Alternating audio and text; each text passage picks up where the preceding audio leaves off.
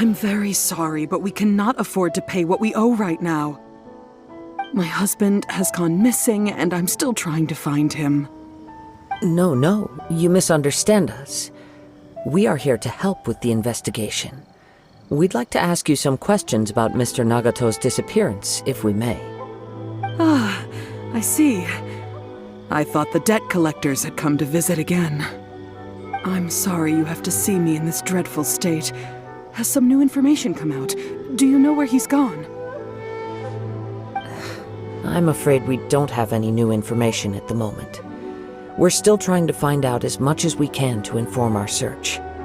With this in mind, can we perhaps ask some questions about your family's current situation? For example, Paimon's struggling to understand why a collector would be strapped for Mora. That's a long story. Ever since I've known him, he's been an avid collector of all sorts of things. He'd always get so animated when he was showing them to me. I knew nothing about the items myself, but seeing how enthusiastic and excited they made him, I was happy to believe that they were just extremely important to him. Everything was fine when we first got married, but as time went by, things changed for the worse. Uh-oh, what happened? He lost his sense of restraint. He started buying more and more things, and even resorted to borrowing money just so he could pay for them. Our expenses really spiraled out of control when he started getting interested in weapons. It was awful. There were days when he'd spend hours down at the warehouse, admiring his weapons even as debt collectors were descending upon our house. He wouldn't sell them, wouldn't even touch them. Just sat there staring at them like he was in a trance. I'm happy he has a hobby, and I'm willing to support him, but making ends meet has to come first. I've tried talking to him about it so many times, but he never listens. On the last day that I saw him, I gave him an ultimatum. I said, if he refused to sell his collectibles and pay off his debts, I would divorce him and take the children with me. Whoa! And that led to an argument. Actually, it didn't. Generally, he's a quiet man who likes to go with the flow. On most things, he leaves the decision-making to me. You must understand, I never would have dreamed of threatening him with divorce if the debts hadn't pushed our family to the brink. After I said those words, he froze and was silent for a long time. When he finally spoke, he awkwardly mumbled that he would pick out a few items to sell. His voice was so meek and pitiful that I felt an urge to take everything back. But then what? If I didn't draw the line, what would happen to our family? Had I not indulged his bad habits, we wouldn't have found ourselves in such a predicament. And I also don't know if he had actually come to his senses, or if he was simply angry with me. The next thing I heard was that our warehouse had caught fire, and both he and the buyer had gone missing. I see. I understand. Amin Omeyuya came to purchase a weapon from Mr. Nagato. During the sale, a fire broke out at the warehouse, and both men disappeared. At first, I assumed they must have gotten into an argument over the price. But my husband has never been one to negotiate. He never even haggles when he's out buying groceries, so it's hard to imagine him getting into a fierce argument. Maybe he was feeling the pressure from the debts? I don't know. He just disappeared after the warehouse burned down. Perhaps he's too afraid to come home now that all his collectibles have been lost in the fire, and he's got no way to pay off our debts. Even though I'm still a little mad at him, we're a family, and I want us to face our family's crisis together. As long as he's willing to turn over a new leaf, I know we can work things out. Please don't get upset. There could be more to this situation than meets the eye. If collecting things is a habit that Mr. Nagato had his whole life, it is quite unusual for this habit to change so drastically over a short period. But the information we gathered from the other side suggests Amenoma Yuya is also a mild-mannered man who would not be likely to start an argument. This situation is getting a little confusing. A little confusing? More like completely mystifying. Let's try a change of scenery and see if we can piece together what we've learned. Rest assured, we'll notify you if we find anything. Thank you so much. I just want him to come home.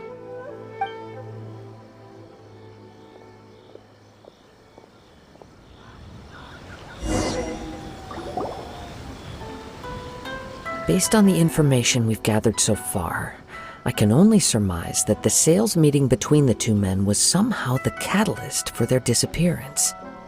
The fire at the warehouse likely played a part in how the situation unfolded, though its exact role is a mystery. Do you have any thoughts? Well, Paimon was thinking that maybe someone accidentally knocked over an oil lamp and, nope, never mind. Paimon's brain needs to rest for a while. Over to you. That is the most likely conclusion based on everything we know. What started as a disagreement over the price escalated and ultimately turned into a tragedy. However, in this case, only one of the parties would have started the fire. That would make the other party innocent, and they would have no reason to hide themselves from the public. If this is indeed what happened, and the innocent man hasn't come forward yet, then it suggests they may have already lost their life. One fact that I keep coming back to is that Amenoma Yuya is polite and well-mannered, while Mr. Nagato is introverted and passive. Neither seems like the type of person who is inclined towards initiating conflict. Mr. Nagato, being heavily in debt, is also the only one of them with the potential motive to disappear after the fire. The more I ponder it, the more puzzling it becomes. Just what could have happened there? Right. Although the time frame seems to broadly match, no other details that we've learned seem to link the two events together. Amenoma Yuya lacks a key distinguishing feature of the attacker, namely that he is principally a practitioner of the blade testing techniques of Amenoma art, not those of the combat-oriented Ishin art. Darn! We thought we could get two birds with one stone here, but at this rate, it's starting to look like a wild goose chase. Let's keep going, since we've come this far. If we can solve the case, both Mr. Amenoma and Mrs. Nagato will be able to get some closure. Okay, but where should we go now? Let's head out of the city and check out the warehouse. There's still a chance we may be able to find some shreds of evidence. Wait. I hear something ominous in the wind. Oh! This must be another one of those sounds that only you can hear. As sketchy as that whole thing seems, you did put it to good use when we were chasing down that vision thief at Beto's tournament, so...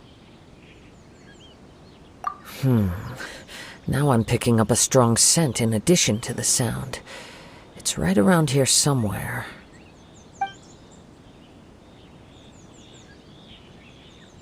But there's nothing here. It's gone now, but I can still sense the direction it left in. It felt very much like that ancient presence in Inazuma, the remnants of the Tatarigami. Indeed, but this unexpected spring of inauspicious energy may prove to be of benefit to our investigation. We should remain vigilant and approach slowly.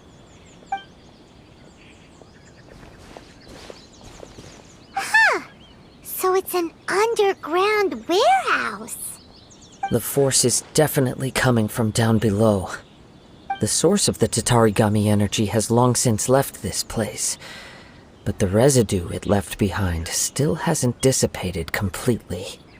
Judging from the concentration, I would have to conclude that the Tatarigami source resided here for a very long time. Mrs. Nagato said her husband used to hang around the warehouse by himself a lot. It could well be that he was already under the influence of Tatarigami energy at that time. From what I've been told, Tatarigami does not turn all upon whom it preys into violent monsters, but most will develop a stubborn streak upon being exposed to the Tatarigami's unfulfilled will. Their interests become fanatical obsessions. Mr. Nagato had an interest in collecting to begin with. The influence of Tatarigami could explain why he became an obsessive hoarder, amassing more and more possessions, even as he put himself in grave debt. So what should we do now? Go down and take a look? Step back. I'll open the door and take a look inside. If we don't open this door, we can move no closer to the truth. You needn't worry. Both of us have faced far greater dangers than this. Relatively speaking, the risk here is trivial.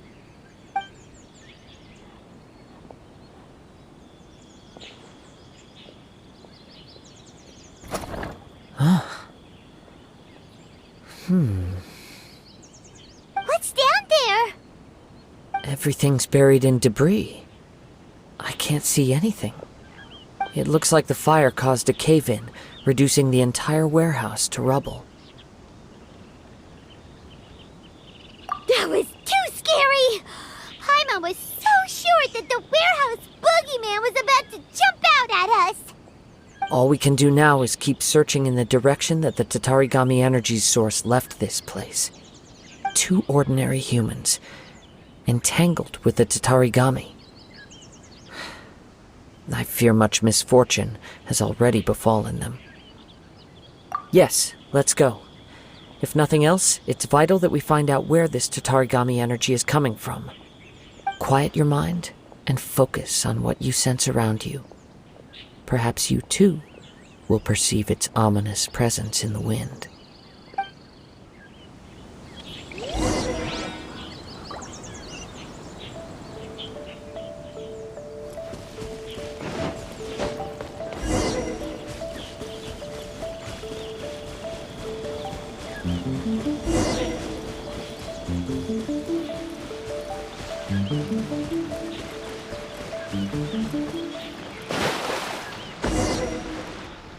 From this point, the trail appears to split into two.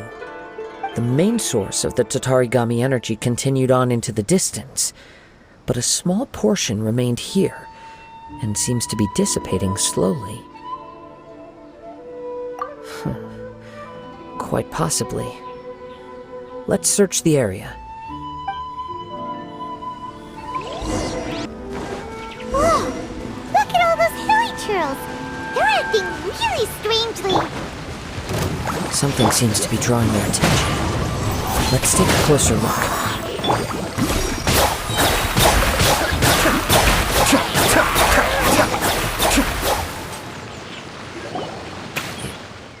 It's... Ugh! Look at this red stuff! What is it? By the looks of it, a letter written on a piece of torn clothing. The ink is bone dry. It must have been written quite some time ago. Well, let's take a look.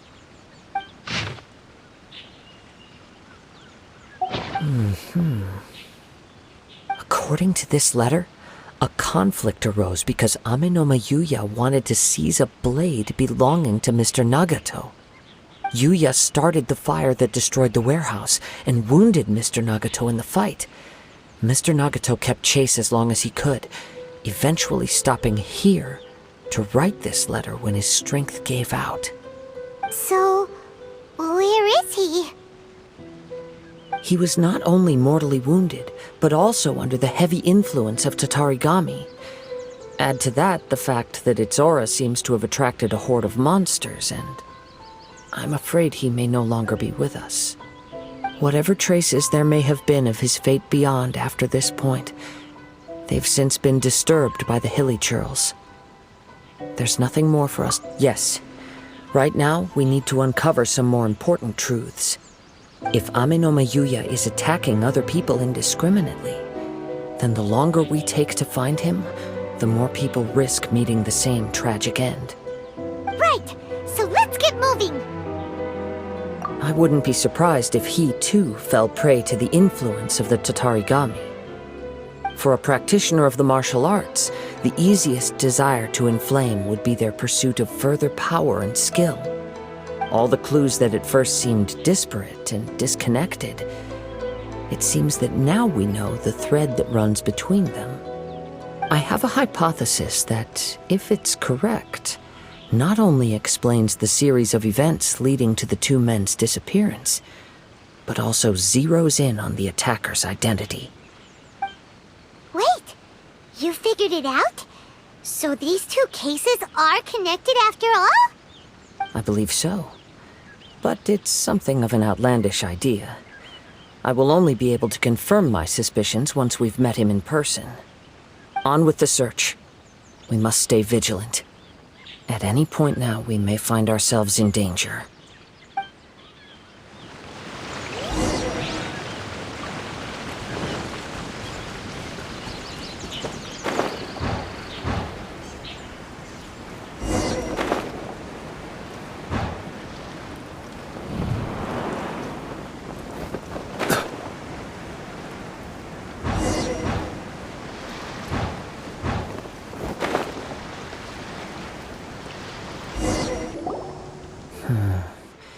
He seems to have stayed here for a long time. Why here? Is there anything special about this place? I'm not sure.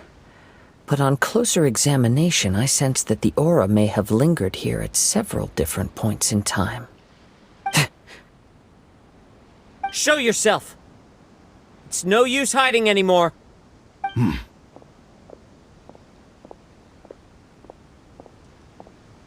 Kaede Harakazua. It's you, at last. Aha! So it is the same guy from before! What's your problem, huh? What could you possibly have against Kazuha? Indeed, there should be no enmity between us. If it is Ame no Mayuya that stands before us. But what if instead of facing Ame no Mayuya, we are in fact facing the blade in his hand? Now that you mention it, it is giving off a strange light. Whoa, whoa! Surely you don't mean... Are you serious?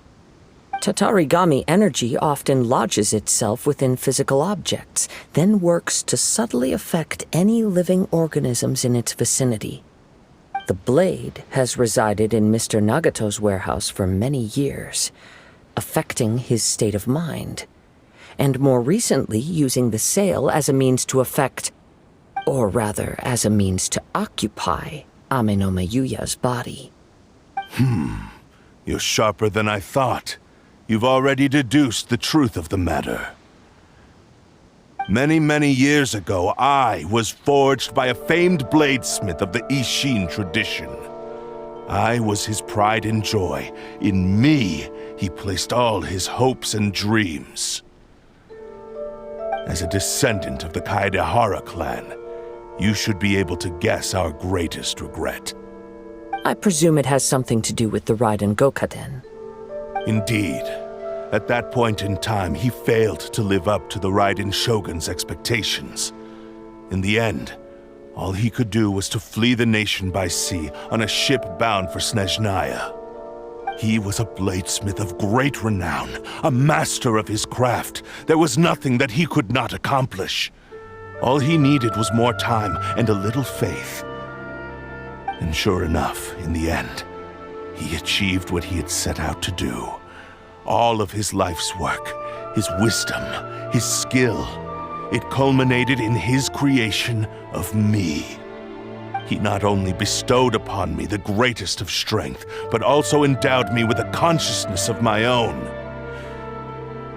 In her conceit, the Raiden Shogun lost not only the single most perfect blade in the entire world, but also an irreplaceable achievement in the art of blade forging.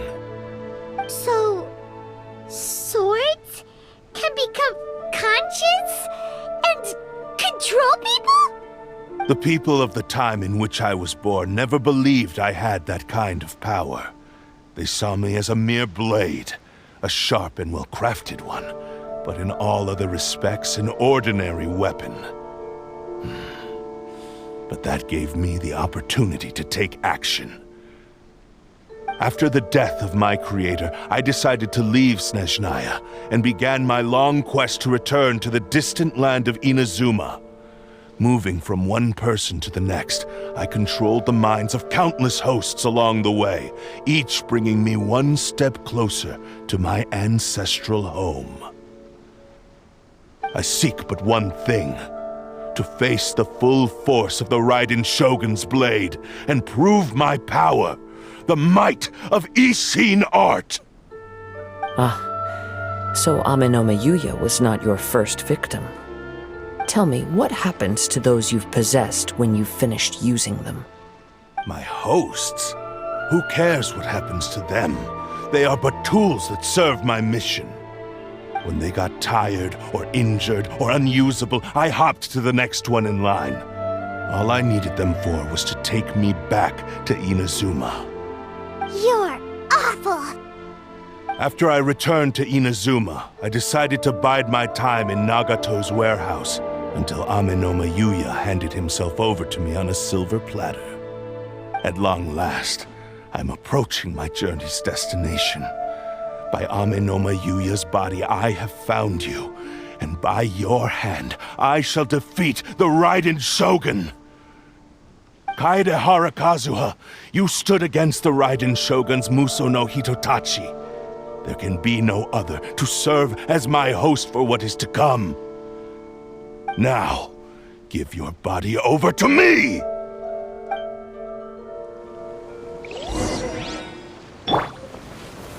Stabilize!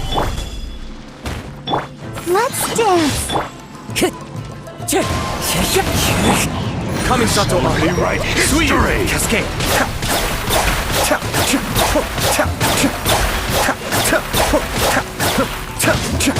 This is order! Do not stand in my way, or I will strike you down too! Your bluff's fooling no one! You've lost! Lost? I can never lose. It is this body that has reached its limit, nothing more. Even if you defeat me here, the one who falls will not be me, but this man. He is but a puppet that can be replaced. I can take a new vessel at will. The end result is the same! I will end this wretch's life before you can lift a finger! And even if I were to lose my physical form, it is but a small setback. My consciousness shall endure. By any means necessary, and any medium available, I shall return and fulfill my destiny! Your fighting style. It is indeed the forms of Ishin art. But from your movements, I sense only hatred and arrogance, as well as a thinly veiled mania and despair. Really? You can tell all that just from his moves? As I've mentioned before, the forms of Ishin art convey the user's thoughts and feelings. Since the blade is currently possessing Amenoma Yuya's body, its movements express the innermost thoughts of the blade. If you ask me, the mania is probably due to your desperate, single-minded ambition. You believe I am your only hope. Are you trying to claim that I am helpless without you? On his deathbed, he passed to me all of Ishin art's secrets. The little that you know barely scratches the surface. In that regard, why would I ever need your help? Because all of that is in the past. I've been wondering why you've not caused more trouble in all the years that you've been in Inazuma. If you are indeed a cursed blade that can possess its owner. Now that I've seen inside your mind, everything finally makes sense. You weren't biding your time. You were trapped. After all the time that's passed, you have grown weak. to the point that you are now unable to acquire a new host without making physical contact. Oh, that's right. Paimon remembers now. Mr. Nagato had a habit of never touching his collectibles. Only when Mr. Nagato witnessed his wife's distress and decided to sell his collectibles did you finally have an opportunity to reach out to Ame Yuya and make your escape. And what of it? Well, that brings me to my second point. There's a despair in you that is so strong it threatens to overwhelm you. You were determined to fulfill your maker's ambition, whatever the cost. But this ambition is too grand and too heavy for you to bear. Each step you have taken has come at a great cost. I think you realized your limitations long ago.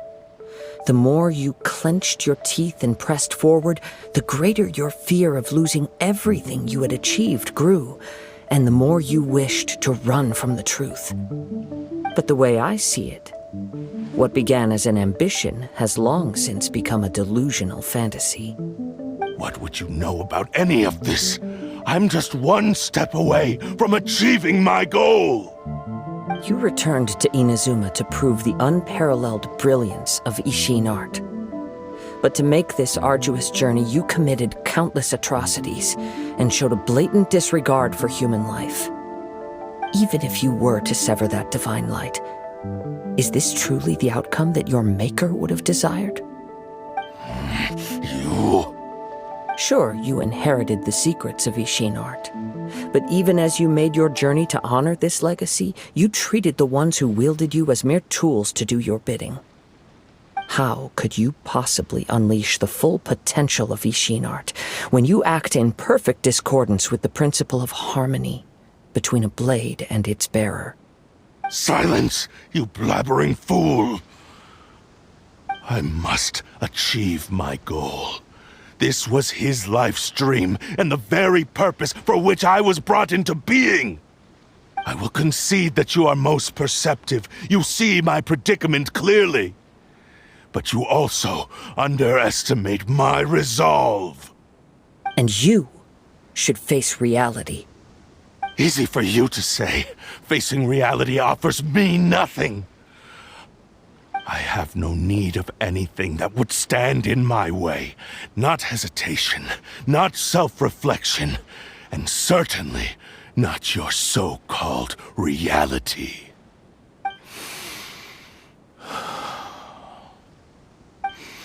It is pointless to argue further, descendant of the Kaedahara clan.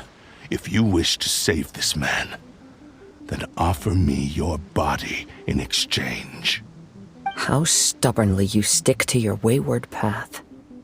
I do not believe for a second that you can challenge the almighty Shogun in your current state. So let us make a bet, and I will put your strength to the test. What? Surely you're not planning to agree to his demands. Very well. Then find yourself some enemies with whom you wish to cross blades. A taste of my power will more than convince you. Once we have dealt with them, we shall proceed to Tenshukaku. And as for your end of the bargain, if you lose, you must release Ame Yuya from your control. I accept. Don't do this, Kazuha! This is the only way to save Ame Yuya. If we don't do this, he'll forever be the Blade's puppet. The Cursed Blade's strength is currently very weak, and I sense he's hesitating. This suggests his heart is still not completely devoid of honor. The power of the Tatarigami lies in intensifying existing obsessions. This is the reason Mr. Nagato and Ame Yuya fell prey to it. Since I don't have any similar kinds of obsessions, I should be able to put up some resistance for a while. But even so... Even if things take a turn for the worse, I still have you both here with me. We have a chance here to save an innocent victim. I am willing to accept the risks entailed. Your disdain for me betrays your woeful ignorance. I agreed to this bet because there are things I wish to learn too. Now, Take me in your hand.